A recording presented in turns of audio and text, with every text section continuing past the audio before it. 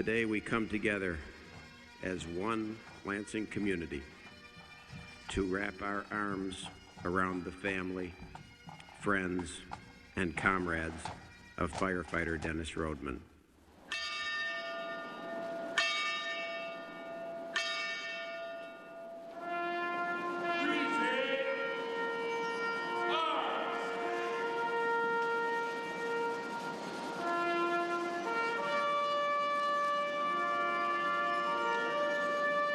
Dennis lives on.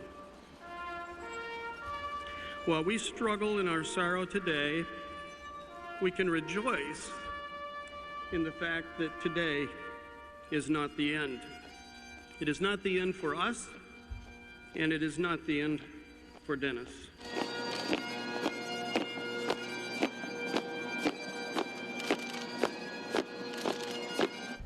Good evening, and thank you so much for joining us. I'm Jane Aldrich. And I'm Sherry Jones. Lansing laid one of its sons to rest today. Mid-Michigan came to a standstill for a few hours this morning to honor the life and mourn the death of firefighter Dennis Rodman. He died 1 week ago today after he was hit by a truck while collecting donations for the Muscular Dystrophy Association's Fill the Boot campaign. There were many people in many places who honored Rodman for many reasons today. That's right. Rodman was an Eaton County native. He joined the Marines and fought for our country in Fallujah, Iraq. He came home and joined the Vermontville Fire Department before becoming a Lansing firefighter, a job that he held for 7 years. Dennis Rodman just got married 2 months ago, and his wife is pregnant with their child. Rodman's life well lived is why thousands came to pay tribute to the 35-year-old today. And that tribute took up much of the day and spanned 2 mid-Michigan counties. In fact, our 6 News team had teams out there to cover it for you. Jenna Hilchenbrink just got back from a small cemetery right outside of Charlotte. Justin Cree was outside the Breslin Center where he talked to some of the people from around the country who came out to this funeral. But we start with Krista Lamondola, who was inside the Breslin Center and who takes us to the ceremony. His last alarm, he's going home. Welcome home, Rhodey. Welcome home. A final call with no answer. Thousands in uniform promised to answer that call in Dennis Rodman's memory. Rest easy, brother. We will take it from here. In a grand show of respect, fire departments from across the country filled the Breslin Center with an honor guard standing guard by his casket, bagpipes, and stories of Dennis Rodman's life. Dennis never panicked. You knew that when he was with you, things were going to be okay.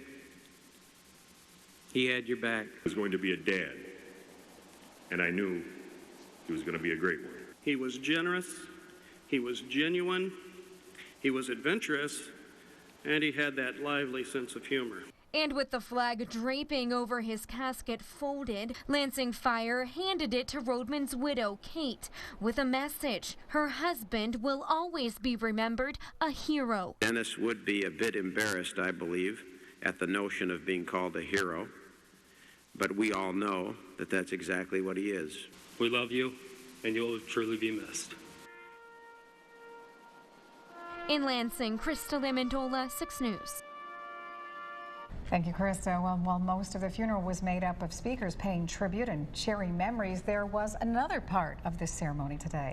It's called The Last Call. And as the name suggests, it is a final tribute. The last time their name goes out over the police and fire radio frequencies. It is with our deepest regret to announce the passing of firefighter EMT Dennis Rodman. In recognition of his years of service to Vermontville Fire Department, the United States Marine Corps, and the Lansing Fire Department, we sound his final alarm. His dedication to duty and devotion to his family was beyond reproach. His presence at the Lansing Fire Department will be remembered and never replaced. Godspeed, Semper Fi, go blue. Well, thousands of people packed the Breslin Center to hear that last call today and to pay the respects in person to the man who devoted his life to serving others. Yeah, it was a diverse crowd made up of people from Lansing and Mid-Michigan, of course, firefighters from all across the state and around the country. Our Justin Cree found out why so many people just had to be there.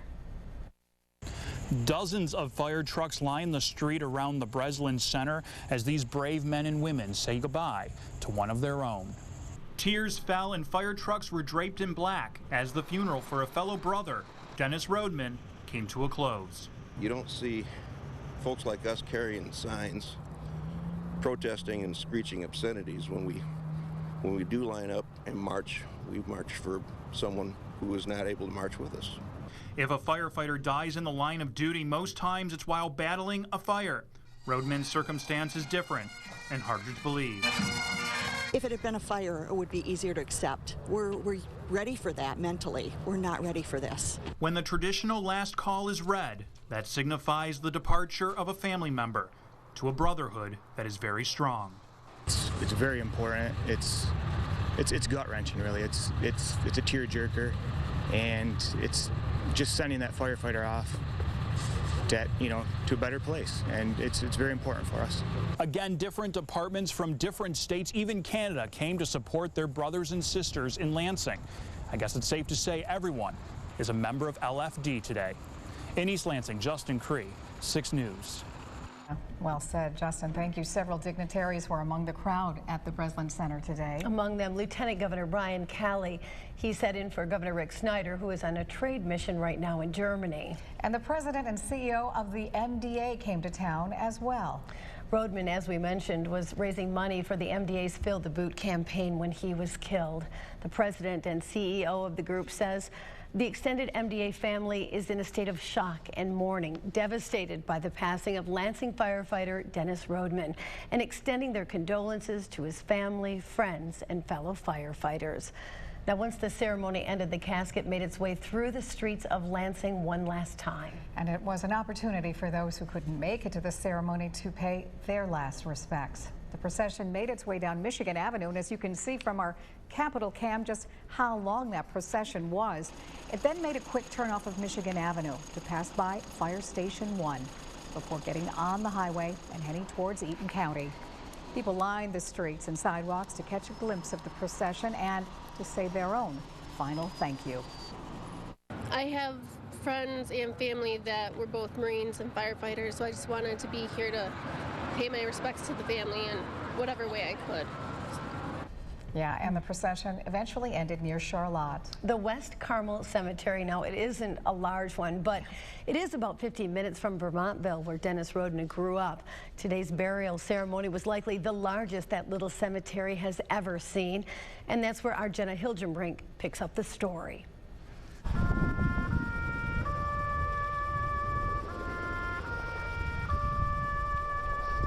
Family, friends, fellow firefighters, and military personnel were at Dennis Rodman's burial this afternoon, all to remember and say goodbye to the man they knew.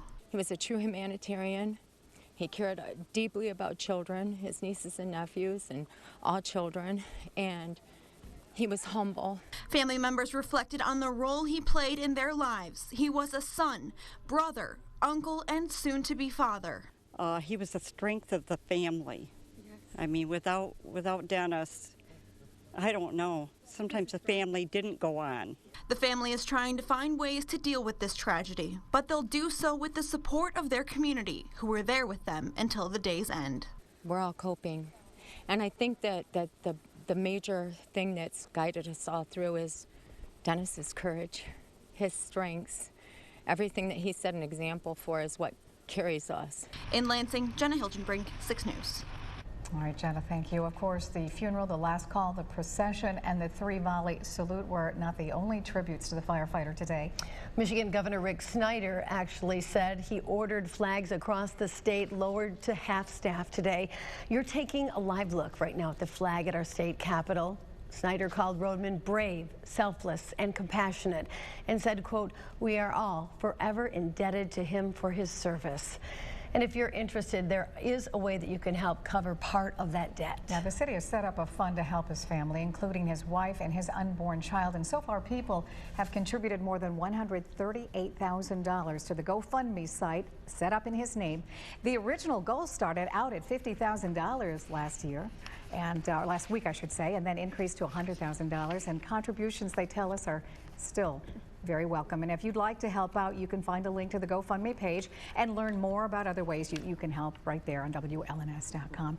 And we'd like to take a minute to offer our own personal tribute as well. Dennis Rodman, he devoted his life to all of us, and he did that by serving his country and then coming back from war to serve his community. And Dennis truly lived to serve. Yes, and so on behalf of everybody here at 6 News, we would like to add our deepest condolences to his family, friends, and of course the Lansing Fire Department. You know, if there was ever a definition of a hero, Dennis Rodman is it. And while we mourn on this day, we want to make sure that you also celebrate this man who spent his entire life making our lives better. And we'll be right back.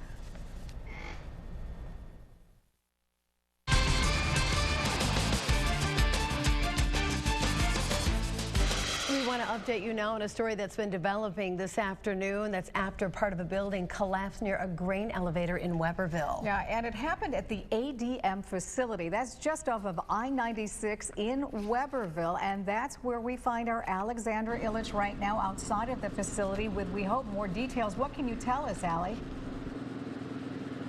Jane and Sherry, officials say one person is trapped underneath a wall that collapsed here at the grain storage facility. It's the Archer Daniels Midland Company in Weberville. Now, if you take a look at this video taken from behind the facility that we took earlier, you can get a better look at some of the damage. Here's what we know so far. One side of the building collapsed shortly after 1 o'clock this afternoon. Several contractors were working near the railroad tracks when it happened. Not only did part of the building collapse, but grain started pouring out of it, trapping one of the contractors underneath. Multiple emergency response crews are still on the scene right now working to recover the person.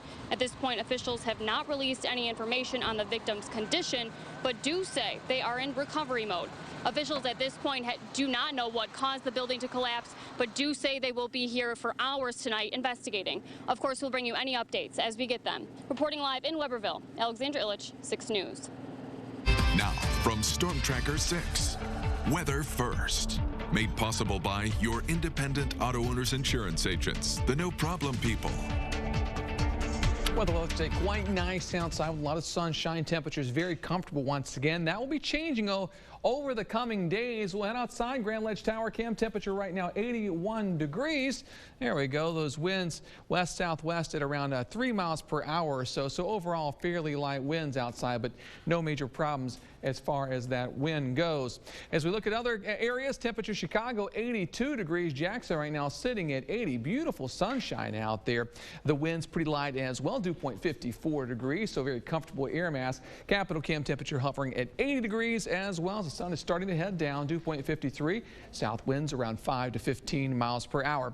Other temperatures 81 Owasso and St. John's, 80 Mason, 80 also in Charlotte. Statewide temperatures a little cooler to the north, nothing too extreme. Some 70s and 80s showing up. So the mild weather, that's here to stay for the next couple of days. We've got mostly clear skies. High pressure is in control of our weather for the time being. Big Blue H, southerly winds for us, but a storm system off to the west promises to bring a chance for a little rain as we head into the next few days. Precision cast through the morning hours, no problems out there. Starts out fantastic once again in a gorgeous Thursday afternoon. Showers and a few thunderstorms off to our west. That's our cold front, which is going to make for a wet finish to the work week and into the weekend. As we look through Friday morning on Precision Cast, a few showers and thunderstorms. We'll probably get a break of some sort during the mid-morning hours, then another round of showers and storms may be possible in the afternoon. As the front settles south, a little wave of energy rides along that, so a good chance of rain Friday night and into Saturday. Here's the question mark. How quickly does this rain move out? You see the models to around 3 o'clock, still a couple showers out there, so there may be some wet weather to start the Spartans game on Saturday, but hopefully improving conditions the further we go into the afternoon. Forecast for tonight, mostly clear, nice low temperature down to 58 degrees. Tomorrow morning on Skycast, upper 50s at 6 o'clock. As you plan your day tomorrow, 77 at noon, looks good. Highs tomorrow a little bit warmer than today, close to 83 degrees by 5 o'clock. o'clock. The 6-day forecast numbers: temperatures remain mild tomorrow, a little cooler on Friday, 78. There's that chance of rain on Saturday, highs near 70, 60s on Sunday, lows in the 40s into early next week, and highs in the lower 70s. I don't know. Are we ready for that? 40s? And well, I guess we have to be whether we are ready or not. Yes, we have no choice. You know, what we do have a choice in is to say hi to Sherry and Fred Human with sports.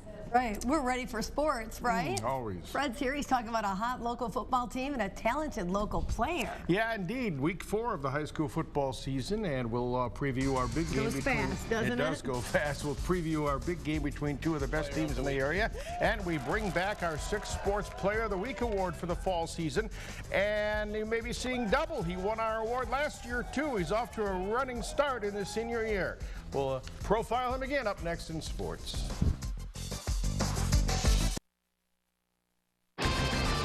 This is 6 Sports. No question, the big game in high school football this week will take place at Holt Junior High School, the site of Lansing Catholic's home field, as the 3-0 Cougars take on 3-0 Portland. The Cougars were fired up at practice this afternoon, 2 days before the big showdown of the Raiders. Lansing Catholic has rolled up 115 points in its 3 wins so far and really hasn't been in jeopardy of losing, though Waverly gave the Cougars a pretty good game in week 1. The victory over Williamston last week was surprisingly easy, 35-0. The Hornets were 2-0 and Catholic ruled them. Not even veteran coach Jim Ahern expected that. They surprised me last week. To be honest, I thought that was going to be a lot tougher game, but we played much better than what we'd been playing, so that was a surprise to me. But we expect a lot out of this group, and hopefully that, you know, they'll continue to improve.